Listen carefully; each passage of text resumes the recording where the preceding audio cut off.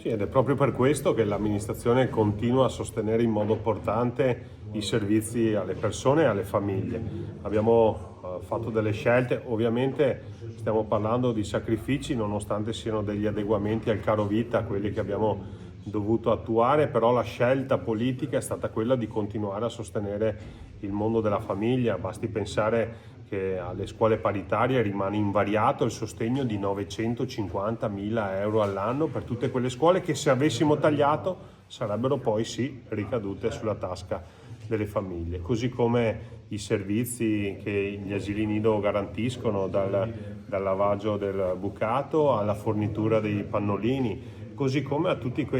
gli altri servizi che noi diamo alle persone, alle famiglie, ai bambini attraverso la scuola. Quindi, pur consapevoli che stiamo chiedendo un piccolo sacrificio, perché parliamo di circa 38 euro al mese, però il massimo rispetto ovviamente di anche un solo euro, perché per una famiglia possono essere tanti e possono essere pochi, però al massimo l'aumento tra mensa e trasporto scolastico di 38 euro. Ecco, noi siamo un'amministrazione che la famiglia, la scuola, i bambini, i disabili, gli anziani li sostengono realmente. Di questo io sono orgoglioso, per questo vengo in questa conferenza a testa alta, guardando negli occhi i miei cittadini, spiegando quelli che sono gli aumenti che il Comune ha dovuto sopportare. Penso ai costi energetici, penso all'adeguamento dei contratti di lavoro, penso agli aumenti che stanno caratterizzando la vita di tutti i nostri cittadini. A fronte di questo abbiamo voluto chiedere un piccolo adeguamento al caro vita delle nostre tariffe, proprio per mantenere invariati i servizi